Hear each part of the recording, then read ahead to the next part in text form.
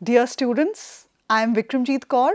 Today we will take up the first chapter of our class 10th English. The book is First Flight and the name of the chapter is A Letter to God.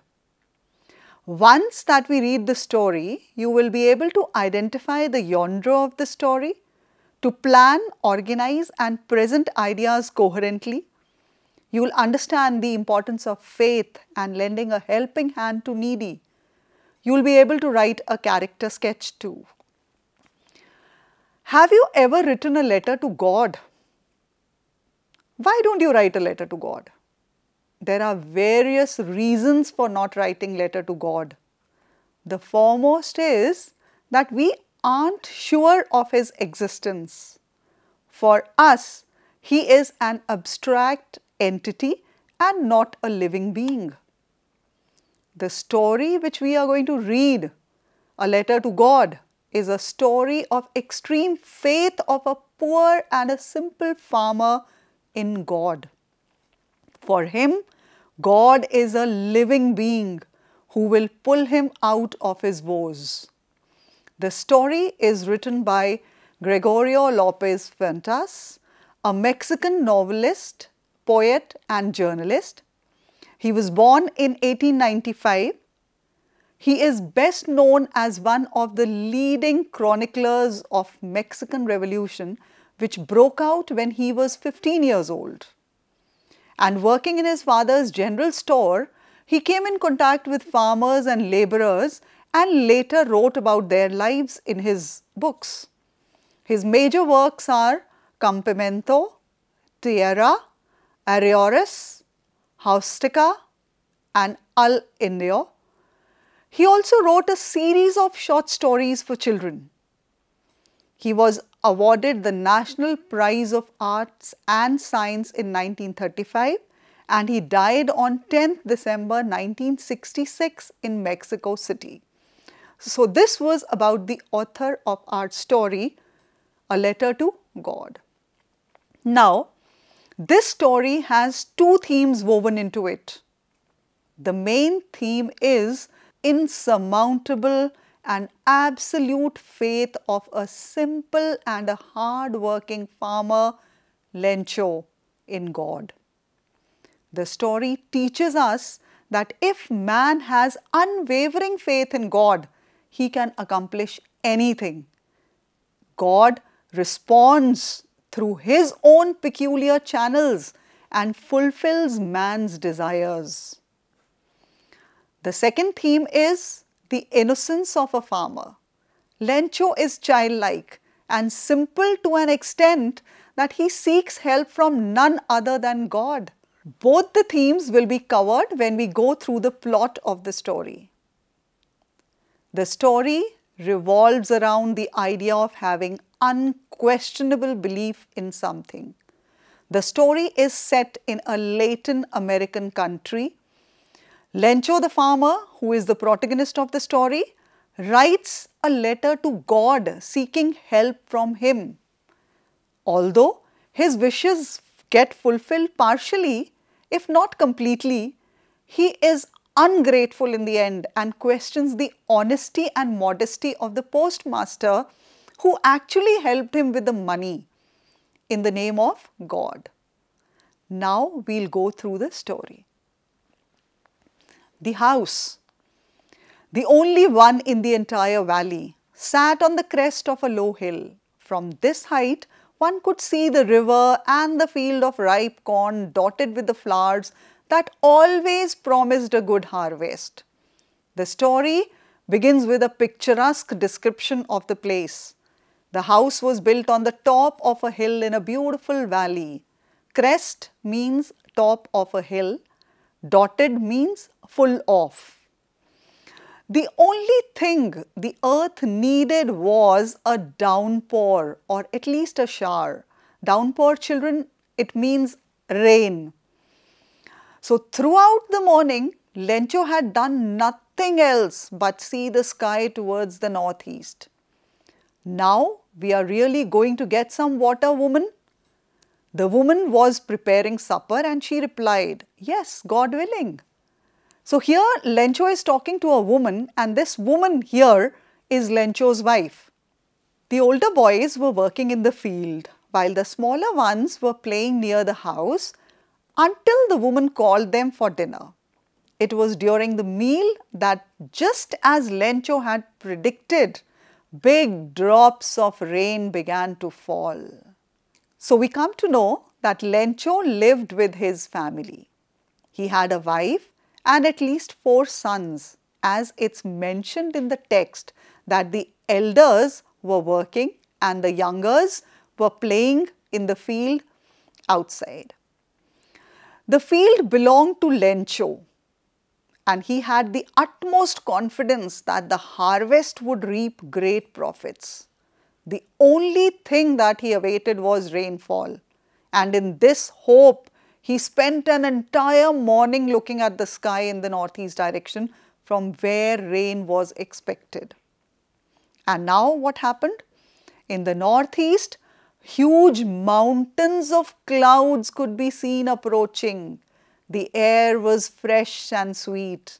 The man went out for no other reason than to have the pleasure of feeling the rain on his body. And when he returned, he exclaimed, "These aren't raindrops falling from the sky, they are new coins. The big drops are 10-cent pieces and the little ones are 5s. With a satisfied expression, he regarded the field of ripe corn with its flowers draped in a curtain of rain. Draped here, students, means covered. So they were covered with rain. The wind was pleasant and clouds could be seen approaching from the northeast sky. So Lencho, he goes out of the house to take the pleasure in feeling the droplets on his body. He refers here to the raindrops as coins, the large droplets being equivalent to 10 cents and the smaller ones 5 cents. He says so because these raindrops would ensure a good crop, which would eventually get them a lot of money. And this shows how important rain is for agriculture and survival of the family. So this is the reason the raindrops have been compared to money. So this literary device which is used here is metaphor. And metaphor, you all know, is a figure of speech in which word or phrase is applied to an object or action to which it is not literally applicable. The story is replete with metaphors and lots of objects including the clouds, raindrops, hailstones are compared to unrelated things. Now let's see what happens after that. But suddenly a strong wind began to blow, and along with the rain, very large hailstones began to fall. These truly did resemble new silver coins. The boys, exposing themselves to the rain, ran out to collect the frozen pearls. "It's really getting bad now," exclaimed Lencho. "I hope it passes quickly." But it did not pass quickly. For an hour the hail rained.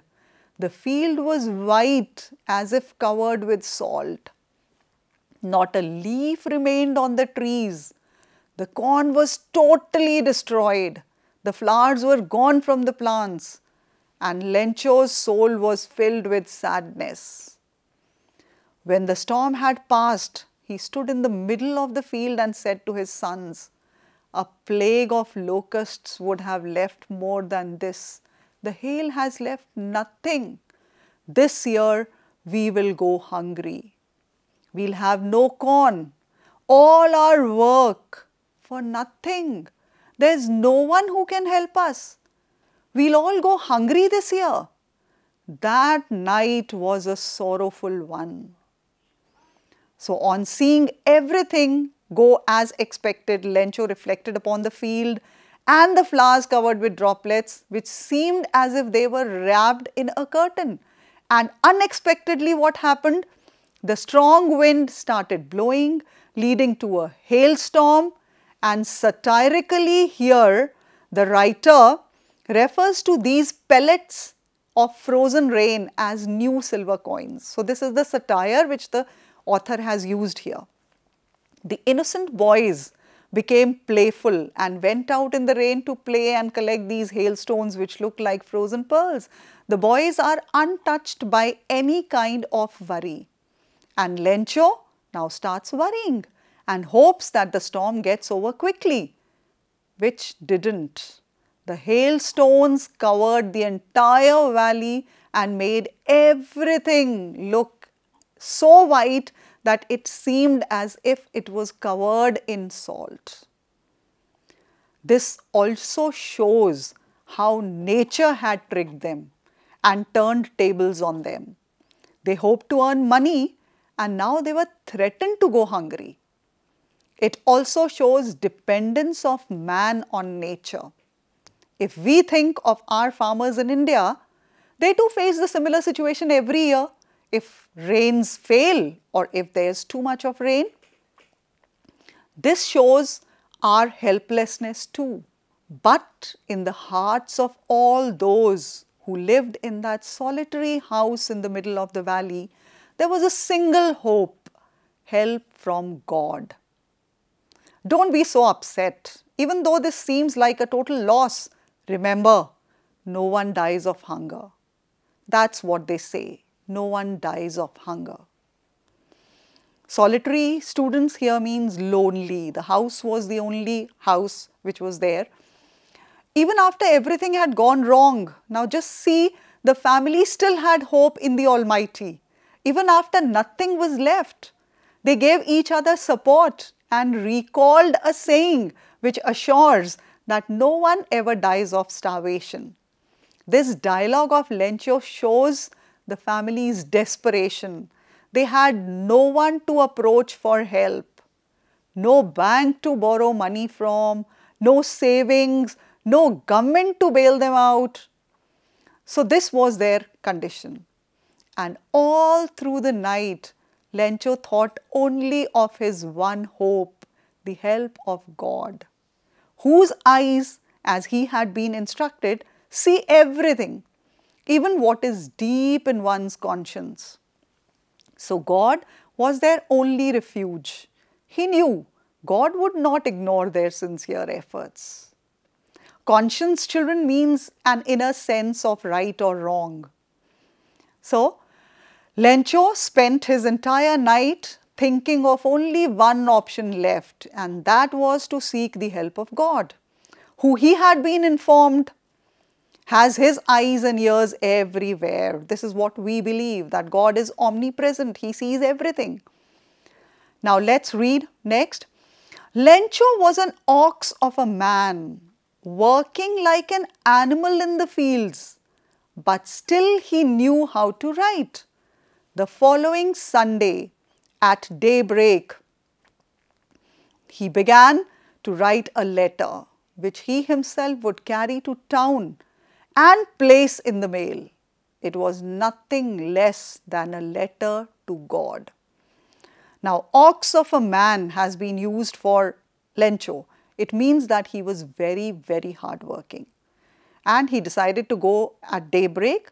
Daybreak is the time of the morning when daylight first appears, means early morning. So he thought now of writing a letter to God, conveying his grievances. The phrase, but still knew how to write, this is what you've read, draws our attention to Lencho's literacy. He was a farmer, but he was literate. Farmers in olden times were mostly illiterate. In these days also, if you see our farmers, most of them, you will find them illiterate.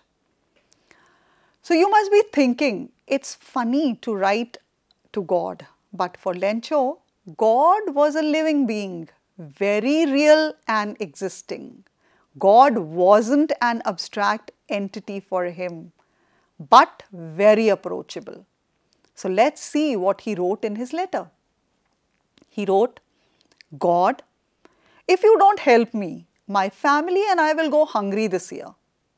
I need 100 pesos in order to sow my field again and to live until the crop comes. Because the hailstorm has destroyed everything. He wrote to God on the envelope, put the letter inside and went to town. Now you must be wondering, what are pesos? Pesos is the basic monetary unit of Mexico, several other Latin American countries and the Philippines. So now when he reached the post office, at the post office, he placed a stamp on the letter and dropped it into the mailbox. One of the employees, who was a postman and also helped at the post office, went to his boss laughing heartily and showed him the letter to God. Never in his career as a postman had he known that address. The postmaster, a fat, amiable fellow, also broke out laughing, but almost immediately he turned serious and tapping the letter on his desk commented, "What faith! I wish I had the faith of the man who wrote this letter." Starting up a correspondence with God? Amiable children, the postmaster was an amiable fellow. Amiable means he was very friendly and pleasant. Correspondence means communication by exchanging letters with someone. A postman who was also an employee of the post office noticed Lencho's letter and showed it to the postmaster. And both of them, initially they were amused, but the postmaster, who was a very friendly fellow, he immediately developed a sense of seriousness. And he was astounded at the amount of faith Lencho has in God, and he wished he had the same kind of faith. So, in order not to shake the writer's faith in God, the postmaster came up with an idea. And the idea was to answer the letter. But when he opened it, it was evident that to answer it, he needed something more than goodwill, ink and paper. But he stuck to his resolution. He asked for money from his employees, he himself gave part of his salary, and several friends of his were obliged to give something for an act of charity. It was impossible for him to gather together the 100 pesos. So he was able to send the farmer only a little more than half. He put the money in an envelope addressed to Lencho, and with it a letter containing only a single word as a signature, God. Students, goodwill means friendly, helpful or cooperative feelings or attitude. And resolution means a firm decision to do or not to do something. Obliged means grateful. So, with good intentions, the postmaster, he read the letter and he thought of replying it so as to keep the writer's belief intact in God. But the writer expected the reply in a different way, and that could not be fulfilled with pen, paper and morals. So, Lencho had demanded 100 pesos. The postmaster, along with his colleagues and a few friends, collected the money to help Lencho. The postmaster was such a compassionate man that he decided to collect such a big amount, 100 pesos. You must be wondering that 100 pesos is a very small amount, but 100 pesos in 1920s, when this chapter was written, was a big amount.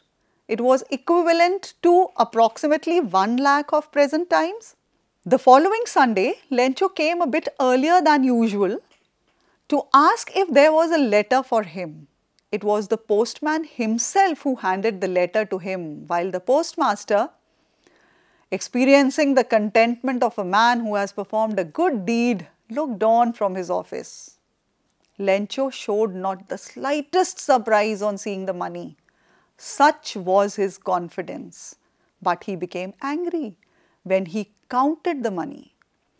God could not have made a mistake, nor could he have denied Lencho what he had requested. So now you saw that Lencho came looking for the reply. The postman handed him the letter, waiting to see him joyful and surprised, while the postmaster was feeling satisfied, and he sat looking from his office. On the contrary, Lencho got disheartened on seeing that the money was less than what he asked for. His faith is still undeterred, and he believed that God cannot make such a mistake. Immediately, Lencho went up to the window to ask for paper and ink. On the public writing table, he started to write with much wrinkling of his brow, caused by the effort he had to make to express his ideas. When he finished, he went to the window to buy a stamp, which he licked and then affixed to the envelope with a blow of his fist. The moment the letter fell into the mailbox, the postmaster went to open it. The letter said, "God, of the money that I asked for, only 70 pesos reached me. Send me the rest, since I need it very much.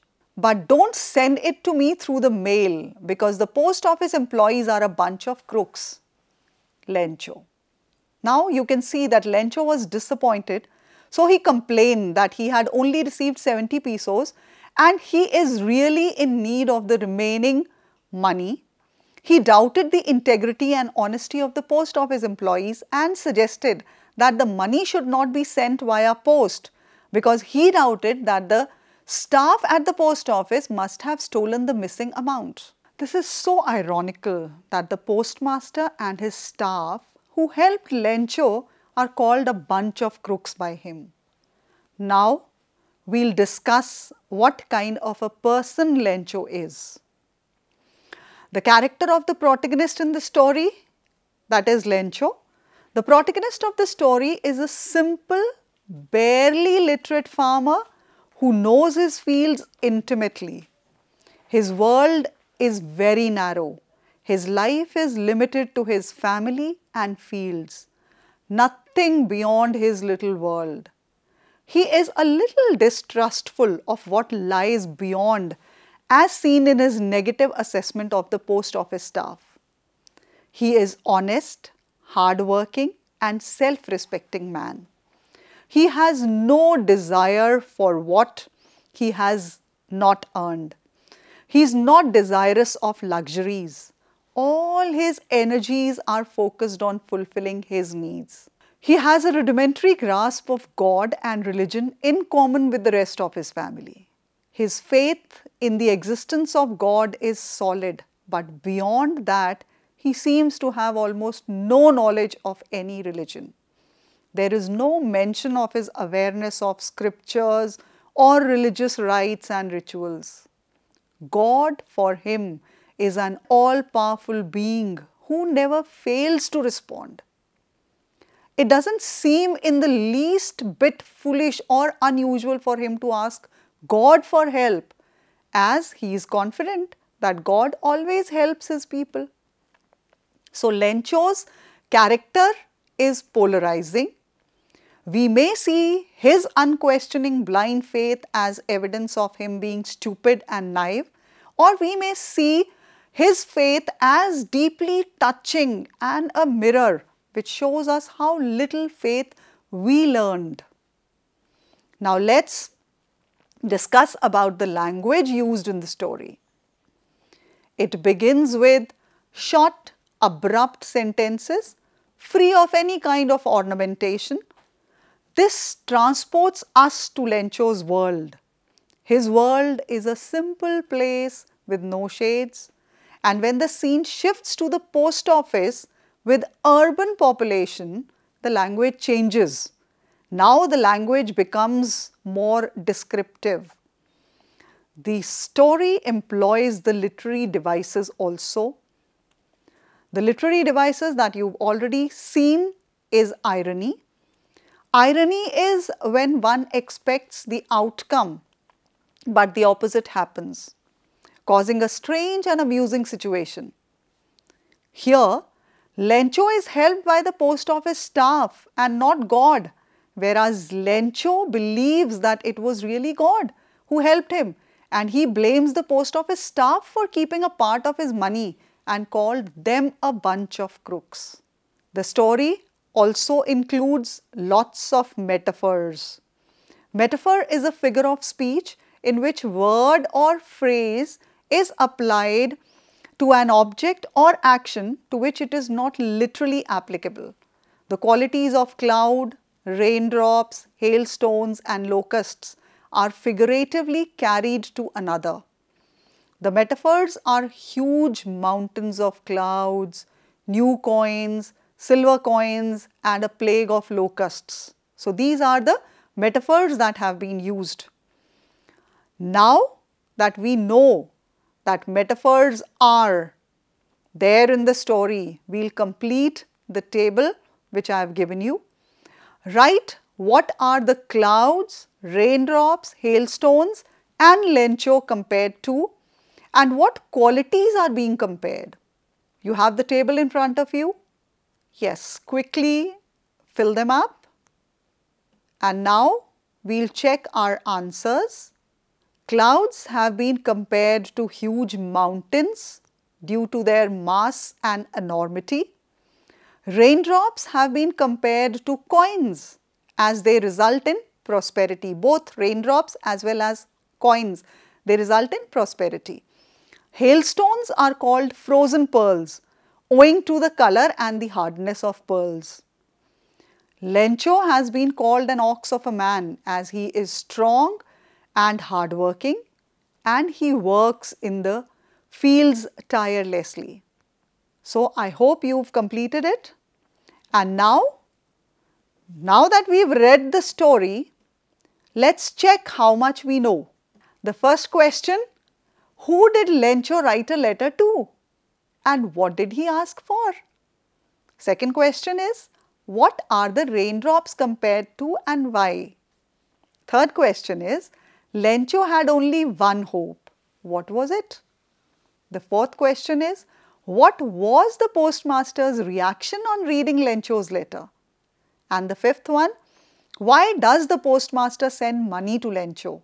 Why does he sign the letter God? The sixth question is, who does Lencho think has taken the rest of the money?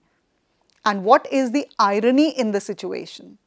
So quickly try to answer these questions and then we'll discuss the answers.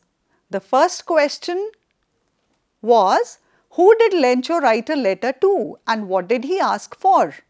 And the answer to it is, he wrote a letter to God asking for 100 pesos. He needed the money to sow his field again and survive till the new crops came. Now our second question was, what are the raindrops compared to and why? So the answer to this question is that Lencho compares the raindrops to new coins because the raindrops would help him to grow and harvest the crops, which would result in prosperity. Our third question was, Lencho had only one hope. What was it? And the answer to this is, Lencho had only one hope and he thought only of this one hope, the help of God, whose eyes, as he had been instructed, see everything. He had been told that it is God who sees everything. Our fourth question was, what was the postmaster's reaction on reading Lencho's letter? And the answer to this is, the postmaster initially laughed after reading Lencho's letter, but he soon became serious and was completely moved by the writer's unwavering faith in God. Our fifth question was, why does the postmaster send money to Lencho? Why does he sign the letter God? The answer is, the postmaster sends money to Lencho so as to keep his faith in God alive and firm, as he was completely moved by it. And he signs the letter God in order that Lencho's faith in God does not get shaken. The sixth question was, who does Lencho think has taken the rest of the money? And what is the irony in the situation? So the answer you all know, Lencho thinks that the post office employees have taken the rest of the money. And Lencho is certain that God couldn't have made an error and hence he accuses the post office employees of stealing the money. This is so ironical that the postmaster and his staff who help Lencho are called a bunch of crooks by the beneficiary. So, with this, we have completed our chapter and now there is an assignment for you which you will write in 120 to 150 words. So the question is, humanity still exists. This is what we get to know after reading A Letter to God, in which firm faith in God of a poor farmer and helpfulness of the post office employees are aptly depicted thought. Write a paragraph on the values on it, and you will write this in about 120 to 150 words. With this, we come to the end of our chapter. Hope you all enjoyed the story. Thank you so much.